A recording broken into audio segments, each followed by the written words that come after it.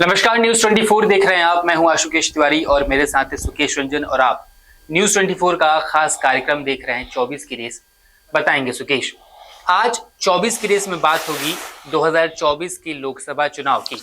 अब जब हम 2024 के लोकसभा चुनाव की बात कर रहे हैं तो हम यूपी को नहीं भूल सकते। अगर आपको दिल्ली पे कब्जा करना है, अगर आपको सरकार बनानी है तो आपको यूपी जीतना पड़ेगा।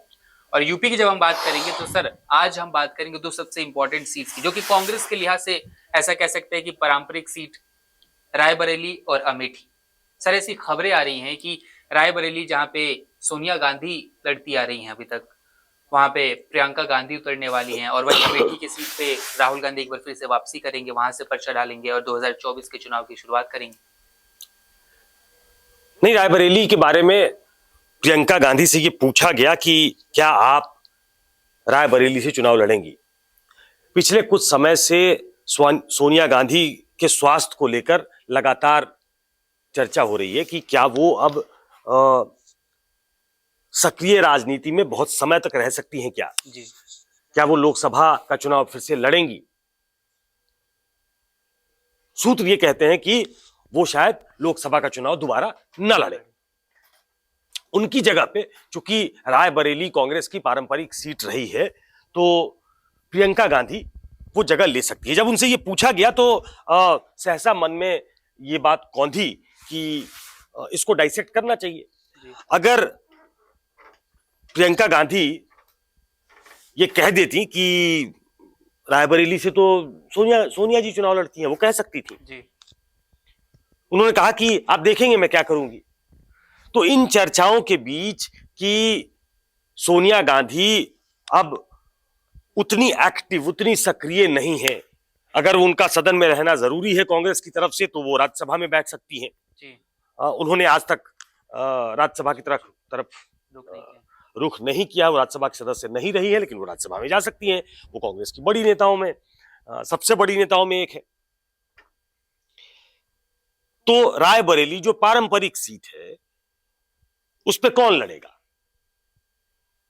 तो कांग्रेस का पूरा संगठन ये चाहता है कि प्रियंका गांधी चुनाव लड़े, और इसलिए आप 2+2 4 करके देखते हैं। एक राजनीति के छात्र की तरह से अगर आप देखें तो ऐसा लगता है कि Priyanka Gandhi could be a natural choice. अब बगल की सीट अमेठी है। अमेठी भी उनकी बहुत स्ट्रांग सीट बताई जाती थी, जहां से स्मृति ईरानी ने कांग्रेस को उखाड़ फेंका जी। और उस समय के अध्यक्ष को उन्होंने हराया, राहुल गांधी को। 14 में भी उन्होंने बहुत कड़ा मुकाबला किया था, वो चुनाव हार गई थी, लेकिन 19 में उन्होंने राहुल गांधी को वायनाड भेज दिया। कहा यह जा रहा है कि कांग्रेस के लोगों का बहुत दबाव है, और शायद गांधी परिवार ने यह मन बनाया है कि राहुल गांधी को तैयार किया जाए कि वो दोबारा अमेठी से चुनाव लड़े। अगर आप देखेंगे 2019 के बाद बहुत समय तक राहुल गांधी ने अमेठी की तरफ देखा नहीं। अमेठी उनकी सीट रही है, अमेठी से वो जीते हैं, उनके पिताजी जीते हैं। एक लंबा इतिहास है गांधी परिवार का अमेठी के साथ। तो ऐसा लगा कि वो रूठ गए हों, लेकिन बहुत समय के बाद विधानसभा चुनाव के दौरान शायद वो वहां गए थे, उसके आसपास भी गए थे, और काफी बड़ी भीड़ ने उनका स्वागत किया था। अभी जो जानकारी मिल रही है कि बहुत सारे लोगों के पास दिवाली की शुभकामनाएं गई हैं राहुल गांधी और प्रियंका गांधी की तरफ से, जिसपे दोनों की तस्वीर लगी है। ये उपहार, ये मिठाई का डब्बा जैसे पहुंचा है तो उस समय के बाद से फिर से गुदगुदी बातें चलने लगी, होने लगी लोगों के मन में कि ही इज स्टिल देयर। इसका मतलब कि राहुल गांधी चुनाव लड़ेंगे। चूंकि दोनों की तस्वीर है, इसलिए कुछ लोग कह रहे हैं कि प्रियंका भी चुनाव लड़ सकती है। मेरी जानकारी ये कहती है, मेरे सूत्र ये कह रहे हैं कि अगर ऐसा हुआ, चूंकि अमेठी और रायबरेली दोनों गांधी परिवार की सीट रही है, ये दोनों अब एक तरीके से ऐसी सीट है जिसपे मां बेटे लड़ते रहे, तो भाई बहन भी लड़ सकते हैं, कोई बहुत सवाल नहीं उठाएगा। अब सवाल ये उठता है कि क्या उनको अमेठी और रायबरेली में जो समर्थन मिलता था, चाहे वो बसपा का हो चाहे सपा का हो, वो अनसेड रूल था कि इन सीटों पे कोई अपना उम्मीदवार नहीं उतारेगा। हाल के दिनों में जो तल्खियां हुई हैं इंडिया गठबंधन खासतौर पे समाजवादी पार्टी के साथ, उसके बाद क्या वैसी स्थिति होगी?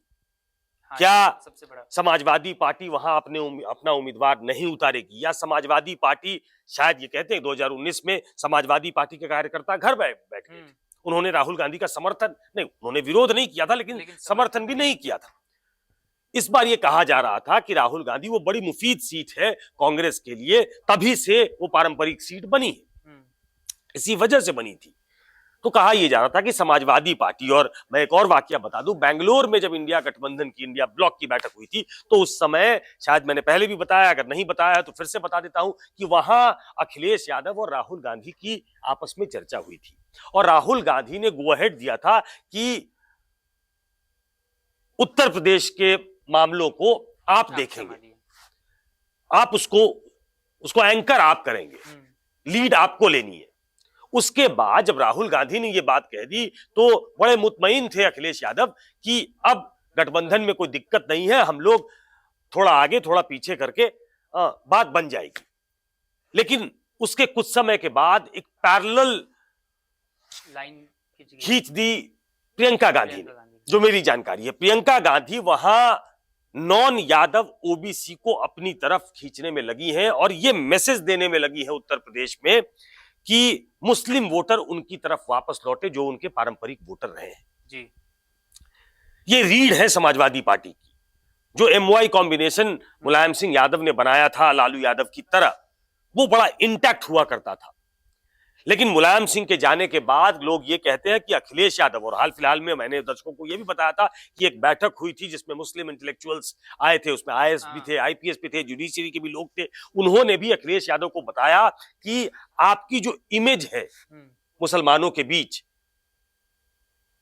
वो ऐसी हो गई है कि मुलायम सिंह जिस तरीके के व्यक्ति थे, जिनको मुस्लिम ये समझते थे कि हमारा नेता है, आप वहां खड़े नहीं हैं।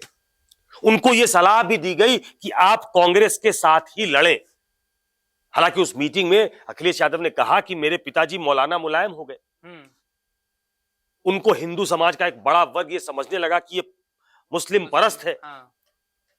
मैंने भी अपनी तरफ से सब कुछ किया, मैं आजम खान के साथ भी खड़ा रहा जो आरोप लगाया जाता है कि मैं नहीं रहा। उसके बाद भी मेरे बारे में अगर ऐसी छवि बनी है तो मुझे नहीं पता कि इसको मैं कैसे असेस करूं। लेकिन कुल मिलाकर असेसमेंट यह हुआ था कि अखिलेश यादव को कांग्रेस के साथ जाना चाहिए और ये चीजें कांग्रेस को उत्साहित कर रही हैं। तो क्या ये पैरेलल लाइन खींच दी है प्रियंका गांधी ने कि मुस्लिम जो है वो हमारी तरफ अगर चले आएंगे और नॉन यादव ओबीसी को अगर खींचा जाए? हाल के दिनों में जो रिक्रूटमेंट हो रही है कांग्रेस में, जिसमें अजय राय लगे हैं, अजय राय जिस तरीके से बयान दे रहे हैं, तो थोड़ी तल्खी आई है। तो इसलिए मैं दोबारा लौटता हूं अमेठी रायबरेली पे कि अमेठी रायबरेली जो ये मानकर चला जा रहा था कि अगर अंडरस्टैंडिंग हो गई है अखिलेश यादव और राहुल गांधी में और इंडिया ब्लॉक चुनाव लड़ेगा एक साथ, तो इन दोनों सीटों पे बड़ी आसानी से गांधी परिवार फिर से अपना कब्जा कर सकता है। रायबरेली तो उनके पास है ही, अमेठी शायद वो छीन पाए। अब ऐसी स्थिति में क्या वही कॉम्बिनेशन काम करेगा? क्या राहुल गांधी रीच आउट करने की कोशिश करेंगे? ये देखने वाली बात है। लेकिन ये बताया जा रहा है कि अमेठी के कांग्रेस कार्यकर्ता, उत्तर प्रदेश के कांग्रेस के कार्यकर्ता राहुल गांधी को अमेठी से लड़ाना चाहते हैं, वो मनाने में लगे हैं। और राहुल गांधी के करीबी लोग ये बता रहे हैं कि अभी ये मतलब फाइनल तरीके से तो नहीं कहा जा सकता, लेकिन राहुल गांधी अमेठी से चुनाव लड़ सकते हैं। चर्चाएं तो सर बहुत ज्यादा तेज हैं और अब अभी आप अखिलेश यादव के बारे में बता रहे थे, उनकी मीटिंग के बारे में बताया, लेकिन अखिलेश यादव ने जो भी बयान दिया, अभी तक उनके तरफ से कोई भी बयान नहीं आया कि गठबंधन टूट गया हो, या फिर राहुल गांधी ने भी कोई ऐसा बयान नहीं दिया। और ऐसी खबरें भी चल रही हैं कि अब अखिलेश यादव जैसे ही मध्य प्रदेश छत्तीसगढ़ में कल वोटिंग हुई, वो कांटेक्ट करने वाले हैं इंडिया के नेताओं से, या फिर उनके पास लोग कांटेक्ट कर रहे हैं। तो ऐसा माना जाए कि ये जो तल्खियां थी सिर्फ विधानसभा चुनाव तक की थी, जैसे ही लोकसभा चुनाव आएंगे कांग्रेस हो सकता ये स्विच नहीं होता सुकेश कि अभी स्विच ऑन था अभी स्विच ऑफ हो गया। राजनीति में ये तल्खी बहुत आसानी से नहीं मिटती है जी। वो एक आप नेचुरल पार्टनर होते हो, एक आप you cobble something to get together, आप एक गठबंधन बनाते हैं। तो ये गठबंधन ऐसा है जो किसी तरीके से उसको अंग्रेजी में एक शब्द है, एक फ्रेज है, conspiracy of circumstances.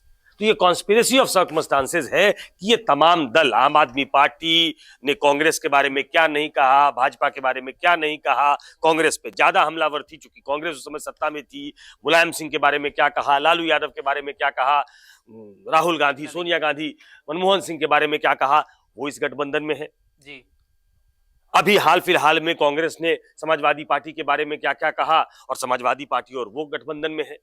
Nitish Kumar ने लालू यादव के बारे में क्या कहा, लालू यादव ने नीतीश कुमार के बारे में क्या कहा, वो तमाम लोग गठबंधन में है। पॉलिटिक्स में ये चीजें होती हैं, चीजें बदलती हैं, राजनीति इसी का नाम है। लेकिन एक नेचुरल पार्टनर होता है।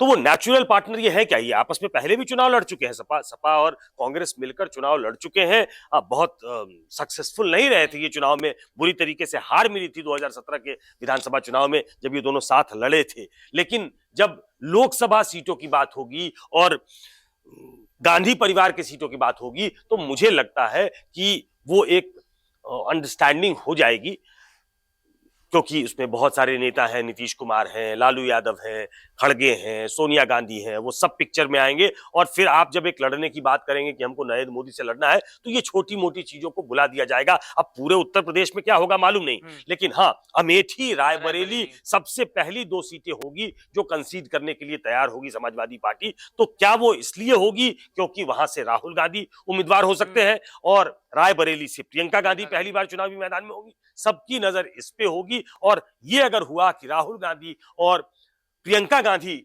उम्मीदवार है तो मुझे लगता है कि समाजवादी पार्टी को दिक्कत नहीं होगी, वो उनको पूर्ण समर्थन करेगी, भले ही हाल के दिनों में तल्खियां बढ़ी।